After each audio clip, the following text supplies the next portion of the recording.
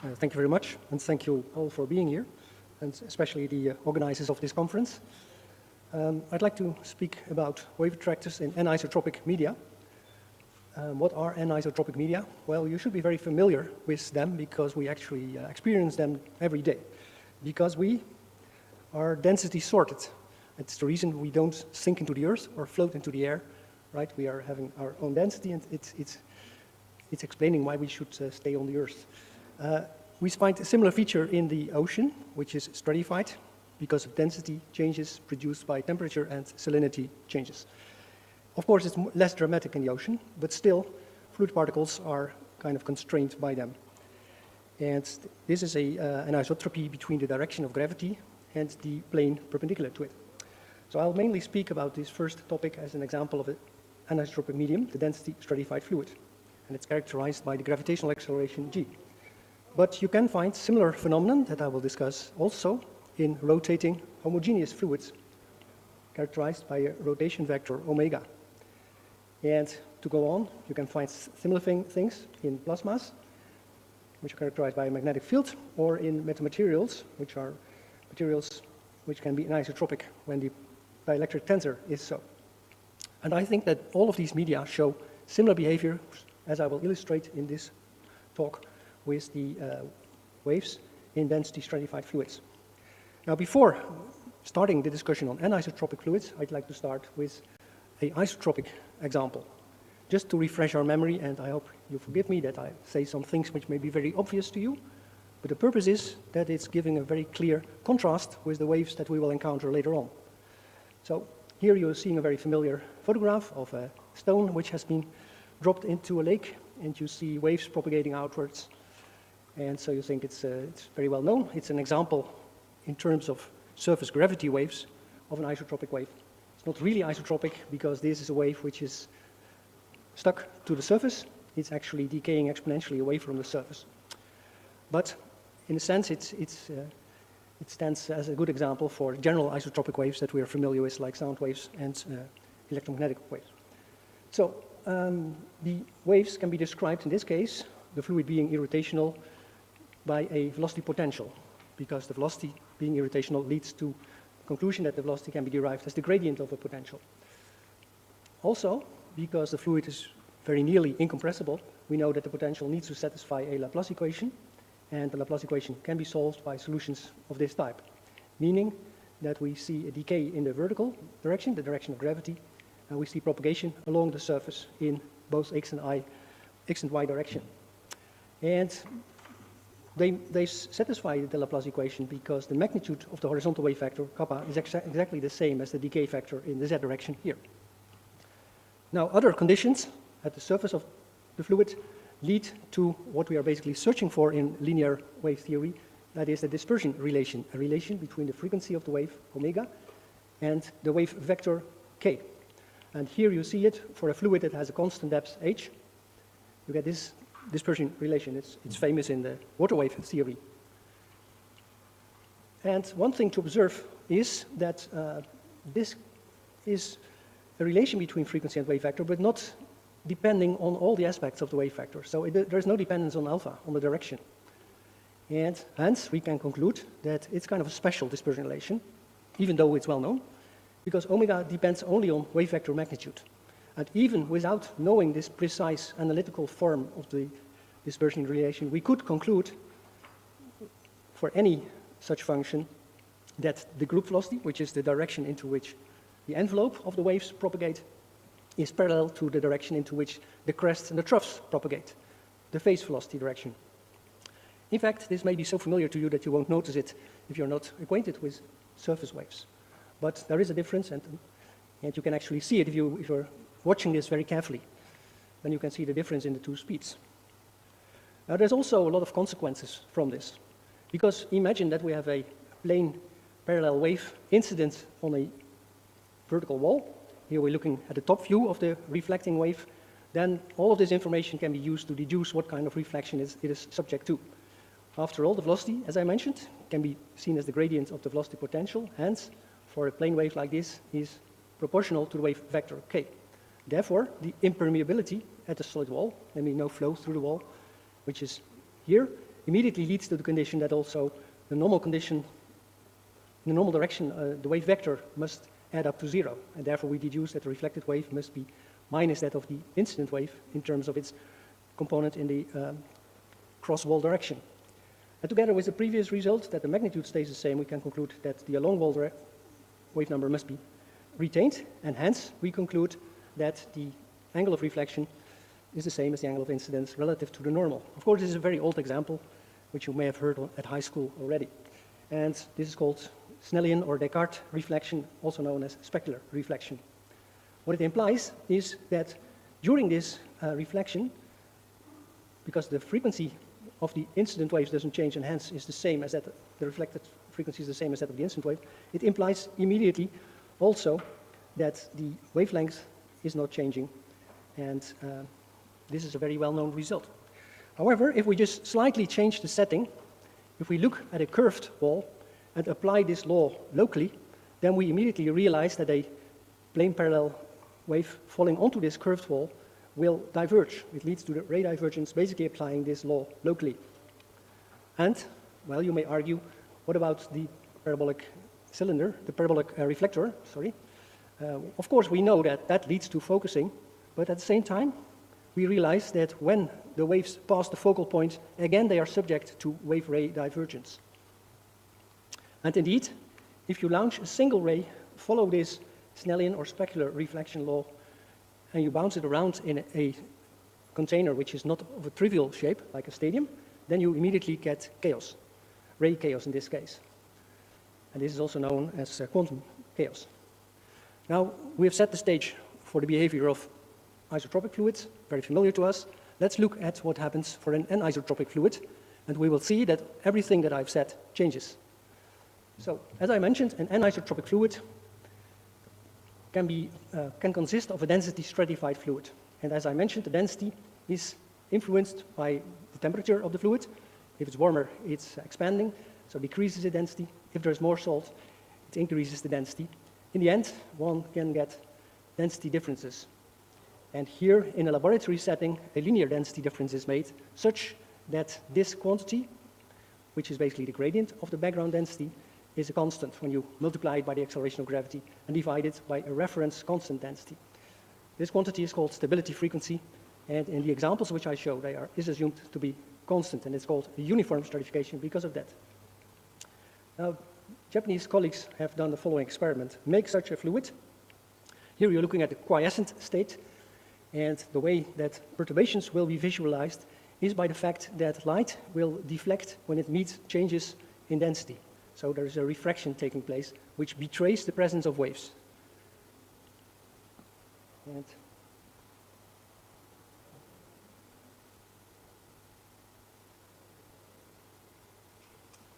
this is what you see here. You see that there is an object, a cylinder in this case, which we look at sideways, is oscillating and it's emitting 4 waves. Clearly, the source of the energy sits in the oscillating object, so we deduce, by looking at this, that energy is propagating along 4 lobes outward. If you look more carefully, you also see white and black lines propagating perpendicular to the beam direction. So a white line here is propagating inwards, and the black line is also propagating inwards. And here it's propagating upwards. And so this can actually be done by changing just a little bit, namely the frequency with which one oscillates. And you see that there is an impact of the frequency of oscillation on the inclination of the wave beams. And that's the only thing that we see. In fact, we could do a lot of experiments and then deduce that, in this case, the dispersion relation, the relation between frequency and wave vector direction, is of this nature. It's proportional to the cosine of the wave vector direction. I should say the wave vector is the vector which is following the phase lines, the white and black lines, so points in this direction, or for this beam it points in that direction. Now, again, same reasoning. The frequency wave vector relation is not as general as it could have been. It's just depending on the wave vector direction. And regardless of the precise functional shape, we can, again, conclude that in this case, energy, which is, in this case, propagating along the beams, must be perpendicular to the phase vector, which is indeed what we see, because we deduce that energy is propagating away, while phase is propagating perpendicular. And this is implied by this kind of dispersion relation. So to sum up these experiments, here you see a still photograph of this. This is the wave maker, one of the 4 beams, and we deduce the energies propagating this way. If we look carefully, we can see that the velocities are also parallel to the energy, to the beam, but of differing phase. And you see that here it's already at its maximum, here it's still approaching maximum, here it's still the other way around. And if we would have looked a little bit later, these vectors would change, this would diminish, this would increase, and in that sense you could see the phase propagation into the direction indicated here. Here is also the black and white, similar to the movie that we just looked at, and you can see also the superposed currents. But the easiest interpretation is actually when we look at the isodensity levels. And I mentioned we're looking here at a density sorted medium. And what the black means is that it's slightly denser than its background density. That's why it's black here. When it's white, it's been pushed down. Now this is one instant. A little later, you'll see that the crest is propagating in that direction and the trough as well. So very different type of wave. Takes a while to get acquainted to, but okay, this is what the internal waves, the waves in anisotropic media look like. Now we can think of the following question. What will now happen when this beam reflects from a slope? And we've seen that if we pick a frequency, and so you have to remember this is a stratified fluid, right? So it supports internal gravity waves. If we pick a frequency, then this will set a certain inclination relative to the direction of gravity. Now when this beam falls onto the slope, the frequency with which the waves enter is not changing, and hence we conclude that neither the reflecting angle can change because of the dispersion relation. And the consequence is that you see that the distance between the 2 rays, in other words, the beam width, will decrease. There will be a focusing, geometric focusing. And in the following little movie, you will see what this implies if we just follow one ray, but you can also think of this as one beam. Here we start a beam, and you see it's simply following this type of reflection law. It's a different kind of billiard, because now the reflections are all obeying the same inclination relative to the direction of gravity. And at some point you see that the ray is going around and around at a fixed limit cycle. It's achieving a certain periodic orbit. The interesting thing is if we launch another beam at another location, it will find the same limit cycle. And this happens also for other locations. And this makes it a very predictable phenomenon. And as you know, predicting the future is hard. In this case, in this limited context, it's simple. And we should be happy with this, that it appears that something is predictable. And I think the movie starts again, and it's interesting to notice that initially it goes in a clockwise fashion, but very rapidly it finds its way towards going counterclockwise, which appears to be the asymptotic direction. And the reason it's going in this way, which is also true for the later launches, is that this is a focusing reflection, as we have seen, and it's kind of trapped there. So to summarize, we have this kind of behavior of rays. It's launched somewhere, it doesn't really matter, we have seen, but for a given frequency, it finds a limiting orbit, which is called a wave attractor for this reason. What's interesting is that you remember what I said about the reflections of a parallel beam of light on a parabolic mirror, that focusing, while very impressive, is not definite. It's passing the focal point at some point and leads to the wave-ray divergence. In contrast, here you find indefinite focusing. The wave energy can never escape. It's stuck there. Well, at least within the context of the assumptions made here. Another implication, which we can see here, derives from the impermeability condition at the sloping wall. We have to require again that the sum of the incident and the reflected velocity, normal to the wall, must vanish. At the same time, we have seen that the velocity is parallel to the wave rays, and hence we have to conclude that in order to be of the same magnitude, the absolute magnitude of the velocity field must increase. And we see, therefore, that these reflections are associated with an amplification. There's also another way to interpret this, and this is by realizing that, in fact, quantities are being conserved along these orbits. And these quantities are related to pressure, and of course, pressure differences, so the pressure difference between two adjacent rays, are driving a current. So when these rays, while preserving the pressure on them, are being pushed together, obviously the pressure gradient and hence the velocities must increase, which is completely consistent with what we see here. So I cannot go into the details, but you can at some point also derive for any shape of two-dimensional basin analytical solutions which look like this, which is basically a solution of a very simple equation, namely a spatial wave equation, you may say. And this is the result of doing the math for linear waves in a stratified fluid. you come up with a requirement that this equation needs to be solved. And it's interesting because this equation has been studied for hundreds of years. It's the classical wave equation, except that there is a twist that we're not going to prescribe the future. While we're not going to prescribe the future for the classical wave equation, where this would be time, here, these are two spatial coordinates. And it's perfectly natural to look for solutions in a confined domain like this trapezoidal domain. It turns out that because of that, you get this focusing, and you see that the wave is characterized by being multi-scale. And this is very interesting because it's very obvious this is a linear equation, and yet you see multi-scale features. And well, you're aware of probably that the holy grail of fluid dynamics is actually to understand how wave energy can come from the large-scale forcing to the small-scale dissipation scales. This applies both to spatial scales as well as to temporal scales. Here we see that half of this goal is actually solved by the internal waves already, because within one solution of a linear equation, it's able to reach any scale that you wish. And you can imagine that at some point, obviously, the physics breaks down, because the amplification, in theory, goes on forever. Hence, you get an infinite velocity. This is, of course, forbidden. And what it means is that other physical factors that we have neglected so far, namely viscosity and nonlinearity, should come into play and should solve this problem, which the solution creates. And it does. Now, from a mathematical point of view, it's interesting that the reason why it's a rich solution is basically because it's, even though it's a linear dynamical problem, that it's solved by a nonlinear map of the boundary onto itself. So techniques from dynamical systems apply, and it implies that we are actually receiving a nonlinear aspect from the shape of the solution. However, without losing this principal aspect that the solution itself is still superposable, as we know, for linear systems. Moreover, we find other features not generally seen in linear problems, namely that solutions are not only self-similar in real space, as you see here, but also in parameter and Fourier space. Maybe it's reminiscent of what graphic artist M.C. Escher was able to come up with, namely a tiling of the hyperbolic plane. And it's interesting to see that it's very similar, and it's basically solving this basic solution, this basic equation in, well, say, a domain which is not completely trivial.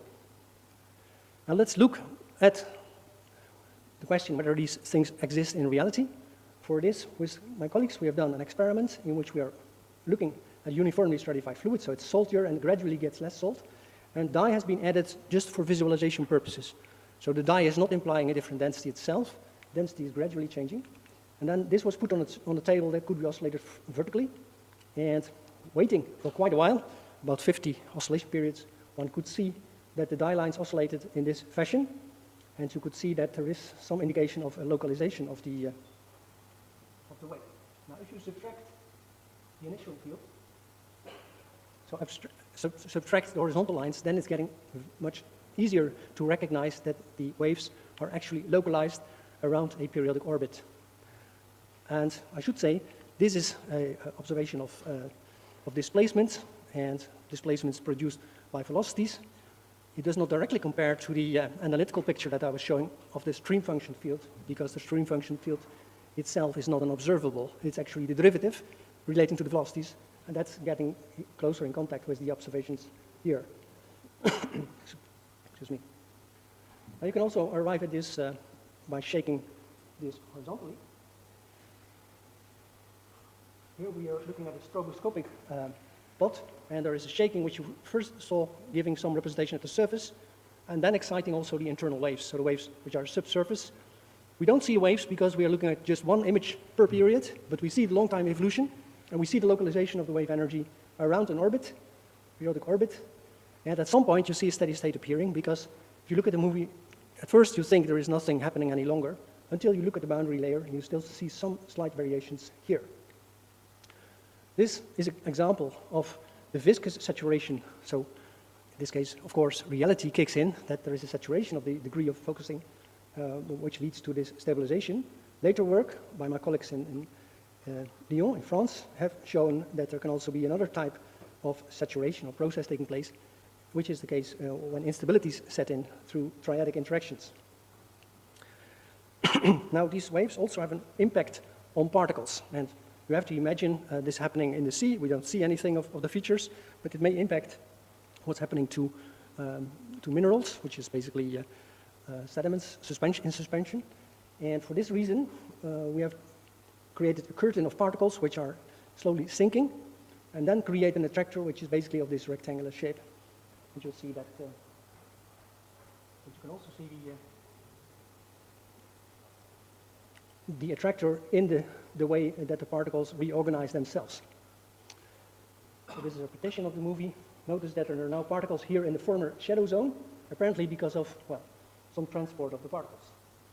Now we can use this previous movie also to infer what virtual particles would do if we advect them with a velocity that we measure in the real experiment. So we use this displacement of particles and have pattern recognition, and we can deduce a velocity from it, and then use that velocity to advect virtual particles by integrating the kinematic equations. What you then see, and this is a bit of a complicated movie, it first shows the oscillations, so 3 cycles of the waves, and then it goes on to a stroboscopic plot, so 1 plot per period, which enables us to see the long-term effect. So first you see oscillations, clearly see the waves around the 4 branches, and now it turns over to the stroboscopic phase, and you see that particles are really drifting towards the 4 branches of the attractor. So it seems that wave attractors not only attract waves, but also particles. And we've had a long discussion with several colleagues about what is the reason for this, because this seems to defy the incompressibility of particles. And the answer is that basically we are looking here at a cross-sectional view, and we cannot get access to the motions which are towards us or to the back. And there must be a 3-dimensional flow in each horizontal plane. As I mentioned in the beginning, density-stratified fluids are density sorted, and this has a constraint on the particles. They have to move within their own density surface, and that's why you get this motion out of the plane, which in this case leads to a suggestion that it's colliding together. Does this happen in nature? It's of course a very natural question. My colleagues have done experiments, or observations, I should say, between the Faroe, north of Scotland, and the Shetlands, and there's a deep channel of about 1,200 meters. And with the ship, they went across this.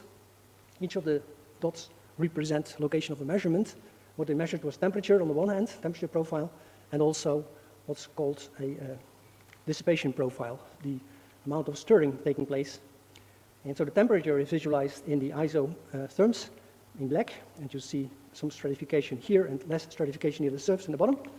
And in color, you see the diffusivity, which is related to this dissipation. And what is striking is that, and what is maybe not very surprising is the strong diffusivity, which in red, near the surface, obviously due to wind mixing, near the bottom, due to tidal mixing, but there's also locations here in the stratified zone, which are really the remarkable areas. Because it's not difficult to mix fluid that is hardly stratified, you can just overturn it. But where it is stratified, like in this case, on the flanks here of the Far Shetland Channel, it's more complicated. You need to do more effort. Now, you also see these black lines here, which are basically the ray path which you can deduce by looking at the local rate of the stratification. I've been looking at uniformly stratified fluids. Nature is, of course, not like that. It's not uniformly stratified. But still, the knowledge of the local stratification tells you what the inclination is of a certain frequency wave. And when I say certain frequency wave, we always think of tides in the ocean, so the tidal frequency. And you see that you still get a relatively smooth curve, but it's difficult to predict what its final state will be, like in the example that I was discussing for the uniformly stratified fluid. So one of my colleagues simplified the stratification. He said, let's assume it's more like horizontally uniform, and then we compute the solution numerically. We get this velocity field in black and white. And what's remarkable is that you see these very strong velocities near the flanks. And, well, we disagree about the interpretation, so this has not really been published because, in my view, this might suggest the presence of an attractor, like in this sketchy red line shown here, especially leading to enhanced mixing because of the focusing taking place on the flanks, and it is reminiscent of what we see in the laboratory. So here we see a slightly simpler version of a stratified parabolic channel, and you clearly see that the most intense perturbations in the density and also the most strong motions are actually near the flanks, like here. So personally, I believe this is showing something that could happen in nature, but which we may have to look more into. Now, there are some theoretical problems associated with with this, and this is showing a problem which you can say is an initial value problem for uniformly stratified fluids. So we have a box in which we have a uniformly stratified fluid, and we add to that an initial perturbation in the stream function. So here it's circling this way, and on top of it, it's circling in that way. You have to think of this as comparable to what you could do in a tank with a free surface in a homogeneous fluid. I could just move the tank and create a sloshing wave, right? And if I stop the tank, then the water surface will continue to slosh. Basically, we're exciting one of the eigenmodes of a sloshing tank. I can create a different initial shape.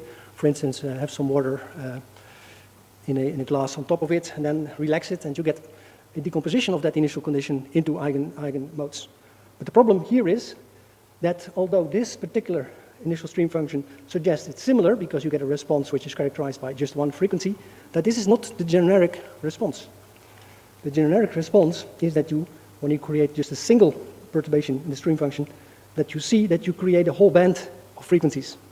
It turns out that these frequencies belong to a whole set of attractors. And all of them are basically classified by having just a single reflection on the side as well as a single reflection on the top, which is the same as we could qualify the initial perturbation that we have used. So it's mathematically not solved in strict terms. This has been done numerically, and it's a very interesting result that apparently the initial shape of the perturbation picks out the frequencies with which it can respond, and it's a continuous band. Instead, as for surface waves, it would select just the frequencies corresponding to the discrete modes that are allowed by the medium.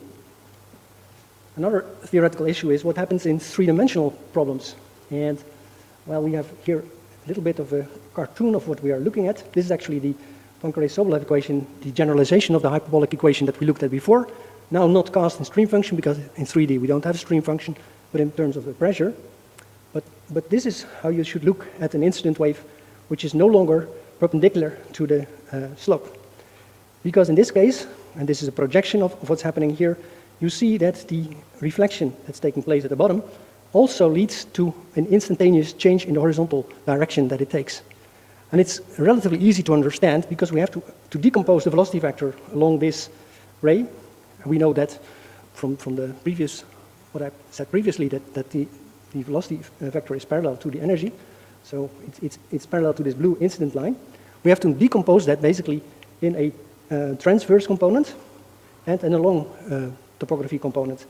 And the transverse component is, as before, subject to focusing and therefore to sudden intensification of the current vector, while the along slope component is not changed. And that's why you get a sudden change in the direction. And you can compute it. This has been done by Phillips, and you can apply it by taking into account multiple reflections that take place when you imagine that there is a uniformly stratified fluid sitting in a paraboloid. So here you see 3D views, and here you see top views in two different cases in which the launching of the ray takes place here in a direction perpendicular to the horizontal x direction. And you see that you hit the bottom, then suddenly you refract towards the part which is having a slope which is larger than that of the rays. And it bounces around and suddenly at some point finds a limiting direction. So when we say that the initial direction is phi naught relative to the x direction, the asymptotic direction can be called phi infinity. So this is a trapping plane. It's very similar to what we saw before in the 2D case. We get focusing in the plane, and in the plane focusing on an attractor as before. But we also see there are cases in which the rays escape trapping, and they are going around and around, circling around this dashed circle, which is actually the depth at which the slope of the bottom is the same as that of the characteristics, which was defined by the frequency of the wave. Now, if you do that same thing in a channel, you can get similar dual behavior. Either rays launched here in the front are trapped in this cross-channel direction, or they escape along one of the sides away from the channel. And this is what's been studied by a colleague of mine, Sven Drijfhout and myself, in a numerical model, an isopycnal model, where we are looking here at a side view and a top view of a channel that's uniformly stratified. In this case, of a rectangular cross-section, and where the waves, the tides, so to speak, are generated at this point. And you see it's very dull. They're just bouncing away and they propagate to infinity, although they are, as you can see, a little bit dissipative. But in the cross-sectional, in the top view, you see it's very easy to understand. They're just the intersections at the level that we look, which is mid-depth, I think. Everything changes if we now change the geometry from rectangular to parabolic. Here you see the comparable experiment, and you see that suddenly, in the center plane, so in the center of the channel, energy is missing, it's gone. And where is it gone? Well, basically, here's the top view. You can see it's trapped, just as in the previous ray description. It's trapped, except for some part leaking away. And this is similar to the behavior of the rays that we looked at before. And this is, in this cross-section, we can look at it, it's very similar to what we see in the laboratory. You can see, again, focusing within this plane onto an attractor. So it's interesting, and recent work has confirmed the possibility for trapping, and also has done further numerical work by Elias Sikmatulin to demonstrate how this trapping works and that it's operative. So this was all about wave and wave attractors in uniformly stratified fluids. I started by saying this is happening basically in all kinds of anisotropic media, and I will spend a few slides on discussing this. So geophysical and astrophysical media are indeed very often modeled as stratified media, density-stratified media, but also as rotating media. And the rotation works in a fashion similar as gravity does in providing a restoring force, in this case related to the presence of the Coriolis force. If you walk on a rotating platform, you can feel that deflection. It's basically inertia, but because you're in the rotating system, you tend to refer to that system, and you feel a deflection. Well, we sit on a rotating Earth, so we feel it. Well, the large-scale features on Earth, are sensitive to this. And you can indeed see that when you do experiments in a rotating fluid, where capital omega is the rotation rate, that you can indeed find again these periodic paths of attractors. It's also found in numerical experiments, which are performed here by Elias Sikmatulin, Evgeny Armaniuk, and Shulin, and it's showing the response due to the nutation of a lid, which is slightly inclined and which rotates around, and it is driving these waves, and which is also leading to the focusing of the waves on a attracting orbit, which is similar to what you see here. It's seen also in numerics on the large scale, astrophysically motivated, but also intended to model the behavior of waves in the liquid outer core of the Earth. And there have been beautiful pictures showing similar features happening in the meridional plane, and you can again find these attractors. I cannot show more about waves in plasmas, where you'll find that the electron cyclotron waves might be showing similar behavior, and this might be of interest for further study. Just a few words about wave attractors in hyperbolic metamaterials. These are materials, as shown here, which are like a cake. They consist of layers of different material, germanium and silver in this case. There are also natural materials like calcite and boron nitride, which have the property that the permittivity in one direction is very different from that in the opposite direction. And it leads to a behavior of light at nanoscales, at tens of nanometer scales, which is very different from what we know about light on the large scale. So on the large scale, you could say that the classical waves, the isotropic electromagnetic waves, are characterized by a so-called isofrequency contour. So frequency constant means that the magnitude of the wave vector is constant, which is just a sphere. So this is the familiar class of electromagnetic waves that we use every day. However, on the small scale, you see that because of the anisotropy, that in fact this isofrequency curve is now of a hyperboloidal nature, in fact approaching again these cones, which in a cross-section look like the four beams that we've been looking at in the internal gravity waves. Indeed, my son studied on this for his PhD, doing numerics and looking at these 10 nanometer scales, finding that you find features in the strength of the magnetic field perpendicular to the plane, which are very similar to the stream function problems that we have been looking at in stratified fluids. So it seems to be something which is present in any anisotropic system, if you look carefully.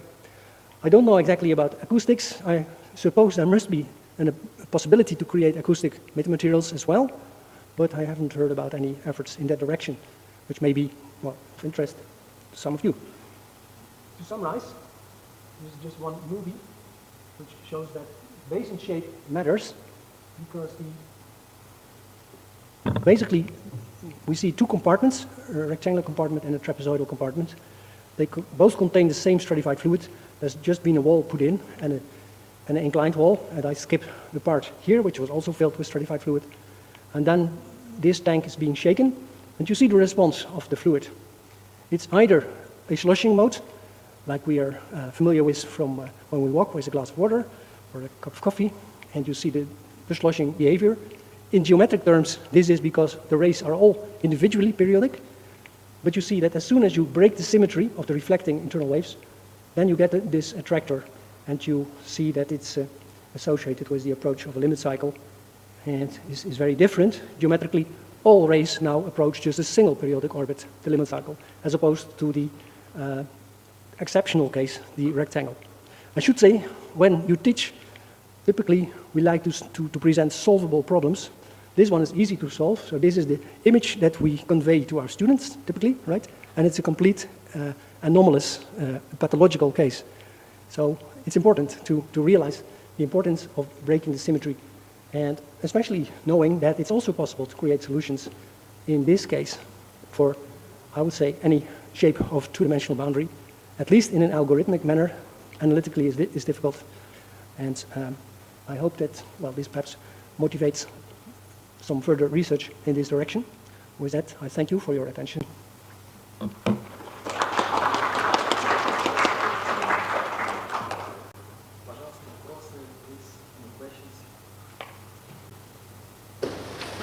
have circle shape.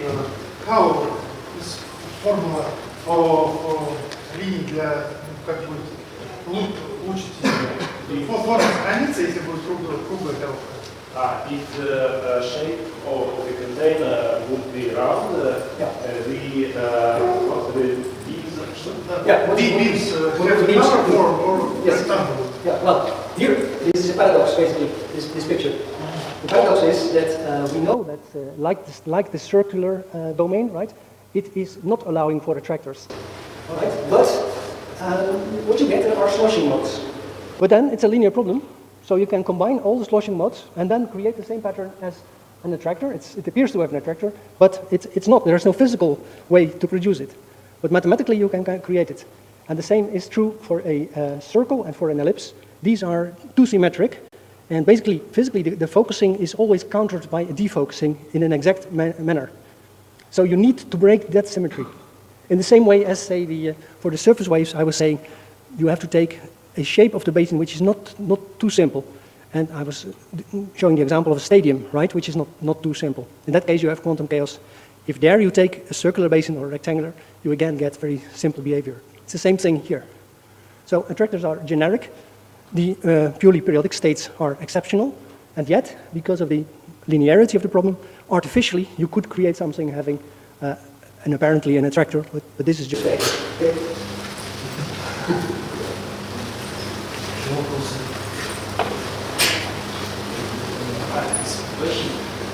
You showed the case with like whistling voices, similar to whistling voices. Yes. Is it so the shape of the container of the tank has yes, same speed? Is it now it's done analytically, ray tracing, or there are also experiments? Well, this is analytical ray tracing, yes.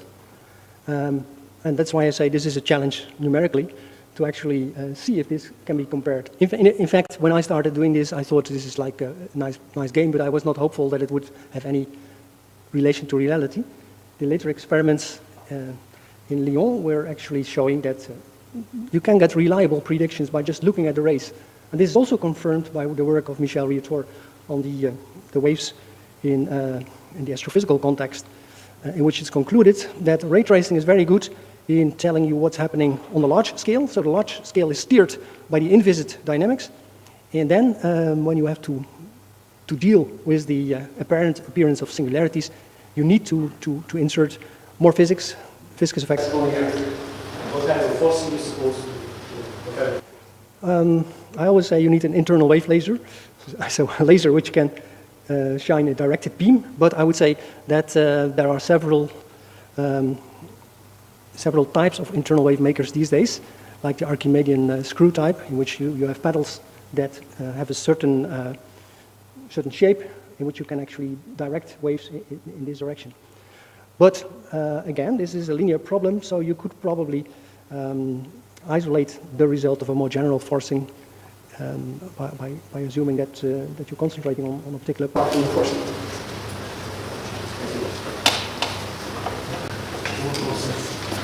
I have one question regarding the slide with particles. Yep. Because could you please again explain, was it experiment or was it a numerical? This is experiment. And there was no yet numerical experiments with particles, No. because they are developing here the solvers with the same solver. Yep. And can you explain, is it important to study the size of the particles in this experiment? Yes. Or It's very, very important. But did you use a typical size for each particles or? No. This is an experiment which is not optimal because we were using relatively heavy particles, insert them at the top, and they sink down, right? And because there was a distribution in particle size, you can see that the heavy ones are sitting here already after the release, and the light ones are still up. But we did not do any very careful sorting in that sense. Actually, we were disappointed by the result because we had hoped to understand one of the paradigms in marine biology, which is that there are species living in the dark, cold waters, like cold water corals, for instance, and the biologists take it for granted that there is a transport mechanism in the sea which brings food from the surface to the sponges. And we thought that maybe this could be a mechanism, but in the subsequent movie, you saw that there was indeed clear horizontal motion, but the vertical motion was not really evident. I think this is a challenge for numericists to actually find what actually the conditions are to bring particles from one depth to the other. And by saying that, I immediately point at the difficulty in a density-sorted medium, because, as I said, it's not easy for us to sink into the ground or to go into the air. It's the same thing for things floating in the sea. They want to stay at their density level, and you have to perform a continuous labor to actually bring them towards where they are needed. So I think it's a challenge. For biologists, I say it's no point. For physicists, it's not understood.